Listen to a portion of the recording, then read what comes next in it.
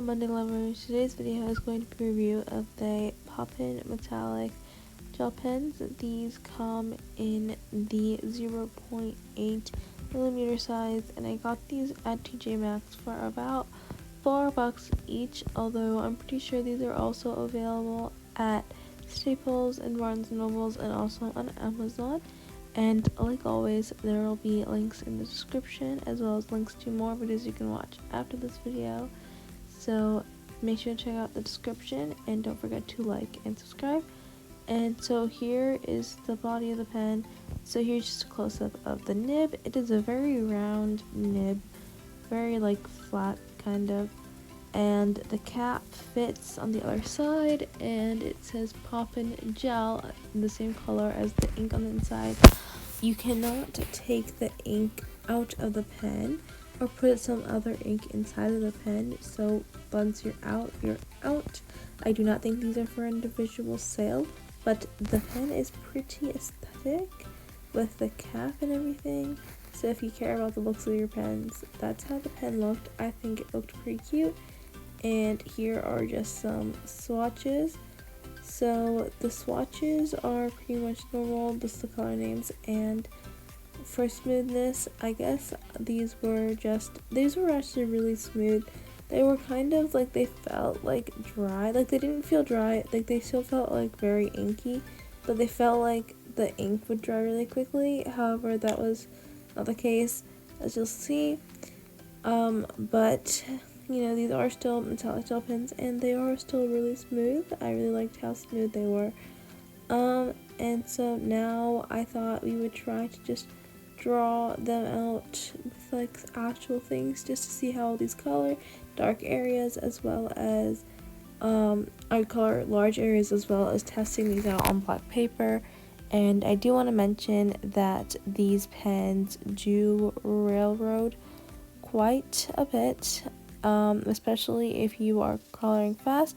So if you are trying to make some artwork or something, or write something and you want to write quickly, then it might railroad.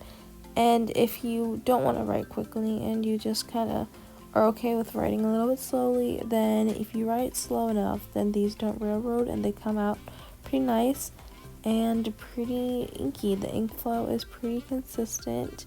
Other than that, I mean, I haven't felt these skip at all. The only skipping is like railroading, but like there's no like skipping, like I haven't had to deal with any air bubbles, so that was really nice. I feel like the pen tip, since it's so round, it kind of like contributes to the smoothness factor. And how these write on black paper, so the black paper, I don't actually have black paper, so I just took a note card and just kind of used a black marker and colored on it. And yeah, and so these showed up pretty nicely on black paper. Like you can definitely see it, and there's no like, it's not like translucent, it's pretty opaque on black paper, so that's really nice. So if you want pens that can write on black paper, these are definitely for you.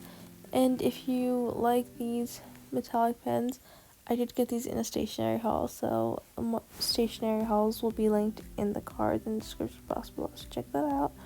But yeah, and honestly, all of the colors looked really nice on both the black and the white. Although on the black, I did feel like the colors looked a little lighter, if that makes sense. Like they looked more silver on the black. Like it was harder to tell which color was which, just because like especially the green, blue, and purple were like very silver-ish and not so much like their normal color. That was just how I felt that they looked like. But let me know what you think of them in the comments, because you know, maybe they looked different to you. Maybe you thought they looked cooler in the black than the white. Let me know what you think in the comments below. And so next we have to test how much these smudge, and within seconds you get moderate smudging. Right, there is still smudging, but after 20 seconds, it just like stops to smudge as much.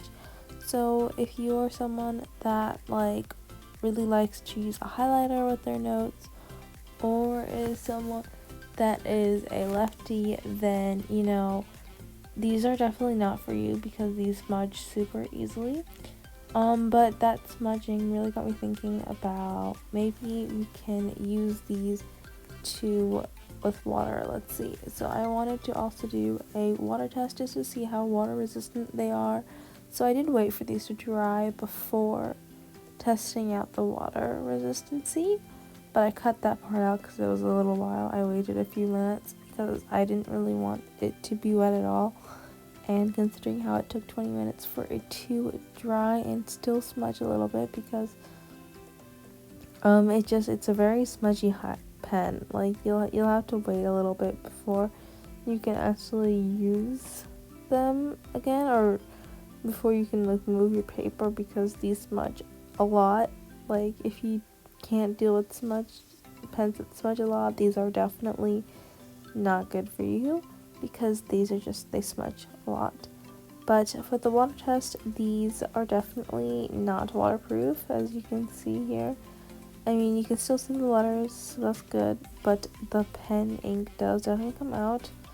So unless you want like a lighter background and a darker foreground, then these are definitely not waterproof for you. And if you don't want waterproof pens, these are good. If you do want waterproof pens, no. But I did also want to see if these would maybe work as like sparkly watercolor, because you know, why not? I mean, the pigment coming out on the water test was really nice and I really liked it. So I thought I might as well recreate it here on this little piece of index card, and I'm honestly quite happy with how it looks, although the paper did start to kind of tear a little bit and like get like all gross because of the paper. It's because it's water, and the water and paper really don't get along.